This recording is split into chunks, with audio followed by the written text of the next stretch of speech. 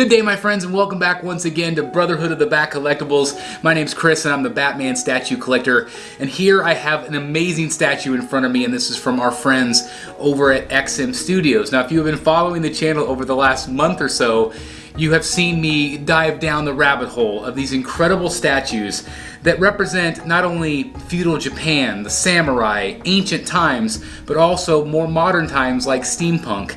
It is the perfect blend of something very unique and original. And this was a line that I, again, was not sold on when I first saw it. I just didn't get it. I didn't understand. It wasn't comic book enough for me. But over time, and seeing it through other people's collections, other people's eyes, I was able to live through them and experience their joy in collecting. Well, now that joy has come to me, as I've really truly understand now. I understand what these pieces represent and the artistry, the beautifulness, the storytelling elements that these statues bring. And this is without exception. This is the Bane 1/4 scale samurai piece, and again, it is just absolutely insane. As I give you kind of a 360 spin, you're going to see how incredibly massive this is. Words cannot describe, this video. It might look great on camera, but I can tell you this, that in person, it is just so incredibly massive, mighty. It is absolutely incredible, and there's so many storytelling elements going on in this piece. Now, this is, as a recording of this is now my 5th piece. I've got 3 more to review for you guys after this one, and it won't be the end, because I am in. I am in to collect Batman and his villains. I might still collect the heroes, I'm not exactly sure yet. But this thing, again, is just second to none. It is absolutely fantastic. I'm blown away by it. This was a piece that, if you watched our live unboxing, I told the same story, but this was one of these ones that, even if I wasn't collecting this line, this was one I almost purchased, because I just thought it was so cool. Now, a big nitpick about it, though, is that it does crouch down. So this is a piece that you do need to display up a little bit higher, in my opinion. It's not gonna look great on a low shelf. However, if you have the ability to at least waist high, maybe chest high, if you have the ability to display it this way, I highly recommend it. Now, I paid $1,700 shipped, which is an incredible price. This is a piece that is older. It is very, very difficult to find. There's a lot of these older pieces that are, and you will pay a pretty penny. Is it worth $1,700 to me? Without a doubt. It is massive. And it just has so many, like I said, storytelling elements, but there's so much detail. And I'm just, again, very, very blown away by this piece. Again, I'm just so incredibly thankful to own this. I just really, really love it. So I'm, of course, going to give you a close-ups, my full review. We'll do measurements as well. And then, of course, I'll give you my final thoughts. But spoiler alert, it's freaking awesome. Alright guys, so let me show you some close-ups here of the portraits. Obviously this is definitely the more samurai look. It's very, very cool. You notice it's got the straps, you can see the stubble on the back of his head, the irritation marks right there where the tubes go in. This is a real wire, so that just goes into the top of the tank. But, I mean, the real star of the show is obviously this mask. I don't think it's my favorite of the two, but I love that you can see his eyes through it. I think that's really cool. And again, just a really cool detail. Definitely more of a traditional look in terms of the samurai line. Definitely not in terms of what Bane looks like. But I do like that a lot. And then, of course, we also then have the other portrait. Let me get this into frame here for you guys. And again, look at that. It's just so evil. Look at that. Look at the teeth. This is still Bane, but it's definitely not your traditional Bane either. I mean, Bane doesn't usually have those kind of teeth. Obviously, you have those incredible, creepy red eyes that just pierce the soul. And that looks really good. I love the detailing on the back. The pulled mask. You can see the pulling. It's like a real leather. But you can see his skull, or not his skull, but his scalp. His skull would be a whole other thing. But I love the silver, the blacks look really, really great. Just very, very impressive. And again, he has that same wire back there. Very, very neat. I also have one of his weapons here. Let me kind of bring this into frame for you guys, just so you can see some of the detail here. Again, this is absolutely beautiful detail. This is the club, and it's attached to his arm, obviously. But look at let me just look at some of this detail here. It's just very, very incredible. And this is even the coolest part. I mean, look at that. The irritation around his arms. This would piss me off too. I would be as mad as Bane. if I had those sticking out of my skin. But look at the veins. The paintwork is just immaculate here. It's just really, really impressive in person. Look at that. It's the gold elements. Very, very cool. And then, of course, the bottom of this here. It's a massive, massive weapon, as you can see. It keeps going for days. Very, very cool. So that just kind of gives you an idea a little bit of some of these things. And now let's go ahead and get into the full review. All right, ladies and gentlemen, so here is Bane all set up, and just look at this. Look how impressive, how mighty he is.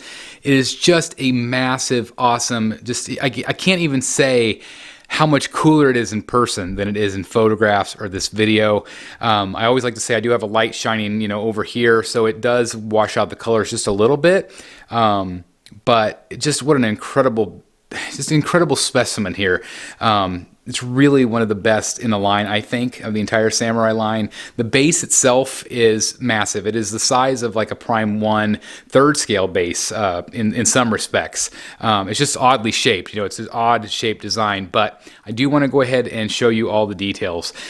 So you can see that it's got this step system. It's got these roots that come out from a tree, a nice green color, as you can see. Again, there is a light shining on it, so in real life it is not quite as muted here.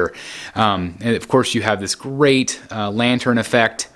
I really like that. It's been tipped over. It's a gray color with a little bit of green on it. You have this great terracotta element, like these tiles that have been smashed, obviously with the weight of him. You have nice rock work, again, that root system throughout the piece. Green elements, again, that tie in the front of the base. So again, a lot of the colors, but look at the tans. You can see all the different colors here, really beautifully painted. You also have these pillars here, these wooden pillars that have been smashed, probably by Bane. It's got a really nice element, and you have these this nice green color here with a lot of different, I'm assuming this is maybe some sort of rock work as well. I'm not exactly sure that, or maybe concrete.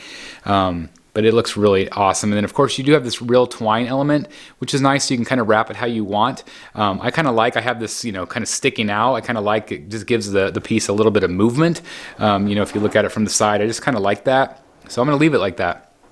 Then again, you also, have that tree system that I was talking about, those roots. And again, it is a little washed out with that light. But then, you also have the other pillar. I really like this pillar the best because it's not only the tallest, but it also has, obviously they were doing some sword practice on this, or, there was some sword fights, which is great all the way up through the top, which is cool. And then again, you can wrap the real twine however you want, which I really like that element a lot. Terracotta elements throughout. Again, I'll try to show you that even more. You can really see there at the front. Really cool. You also have the, I believe this is probably a lion. Not 100% sure, but again, it's very common in feudal Japan. Beautiful. This is my biggest nitpick. I think if they would have just cut this area of the base off, including the pillar back behind, it probably could have saved a lot of real estate. Because it's just, otherwise it would have been kind of a round base here. But this definitely sticks out. But it is very cool. Again, lots of detail. Look at this thing. Just look at the detail there. It's very, very impressive. And I actually really like this, although this would have been kind of maybe cool as just like a standalone, like a proximity piece maybe. But again, this is one of the older pieces from XM, and I just love that. I love it. Again, you have all of the different root system back there, and again, the tile. It's been broken apart. Just very, very cool. So we'll start with the hand. So one thing that we talk about is that this is kind of a hybrid of, feudal Japan, ancient mythology a little bit, steampunk. It doesn't get much more steampunk than this hand. Obviously, it's kind of like this robotic armor, very, very steampunk here. And it's really just such a great element where it's just like an extension of this shoulder pad armor, which I really, really love. This is a great, keyed in magnet here, very, very impressive. But it's just, again, it's an extension. You have this fabric element, although it is sculpted with the red, and that really stands out to me. But again, just look at the hand. Really great detail here. It's got some nice golds, a lot of great silver colors as well. And then, of course, that does go into some of his tubing, which is really cool. Now, up at the top here, you have this great copper element here. It also extends all the way up into the actual pack itself.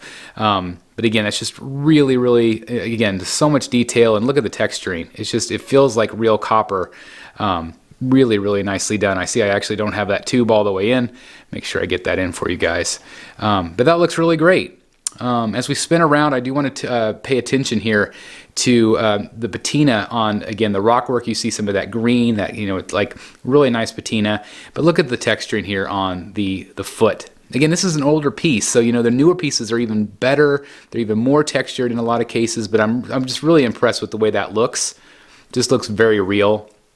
A lot of nice texturing also through the pant leg. Again, it is completely sculpted, but you have those nice fabric lines there. And then that does go into this great armor. I love the armor. Along there you have, you know, again, the scars, the scratches.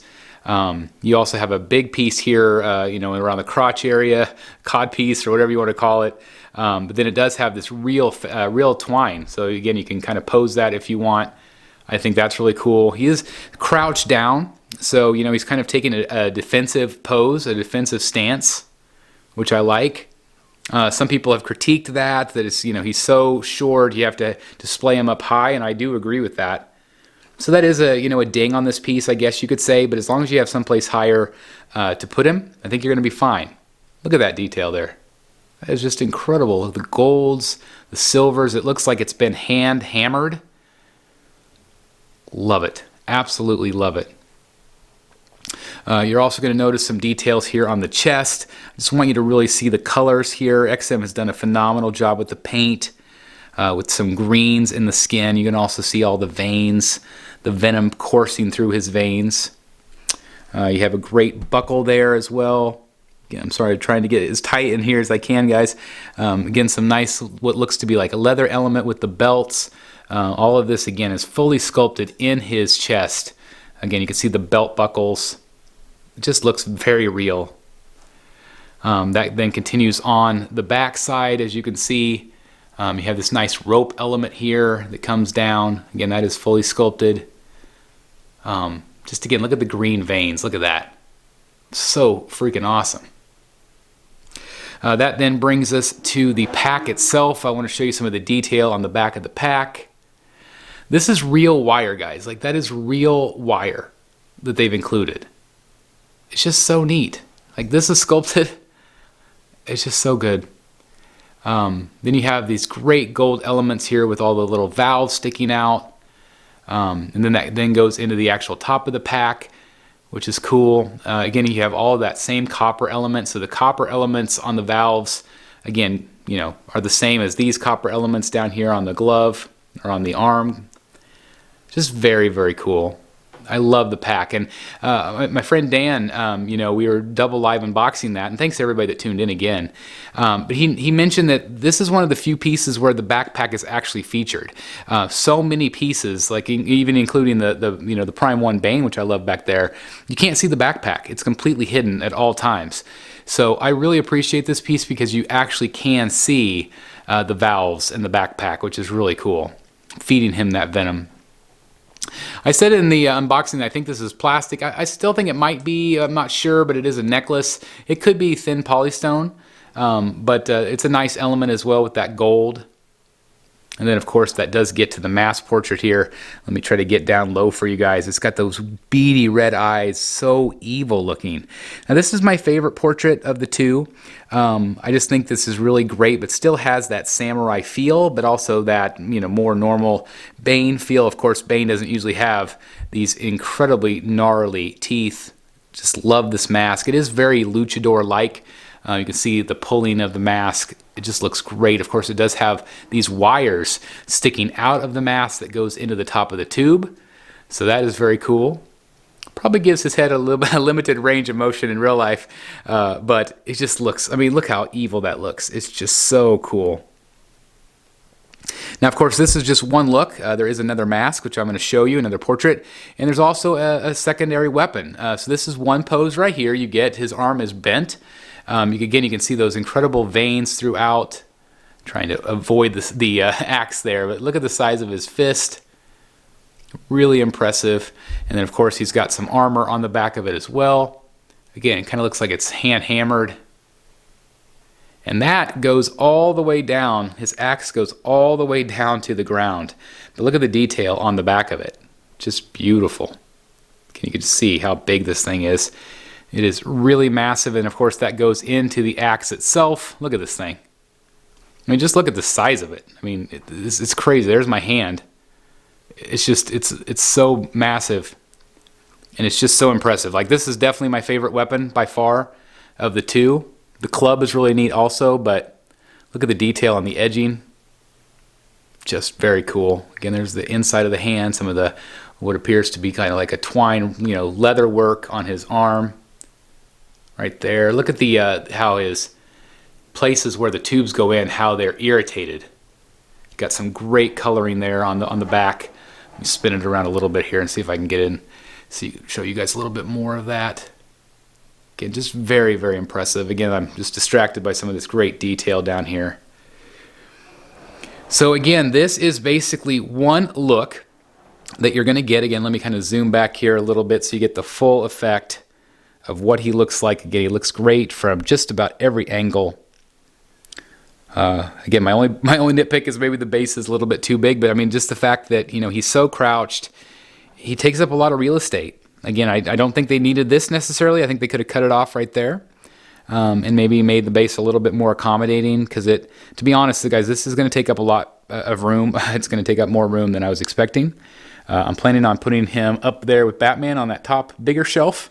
So we'll see how he looks up there. Hopefully I'll have it moved for you guys by the end of the review, if I can move it myself.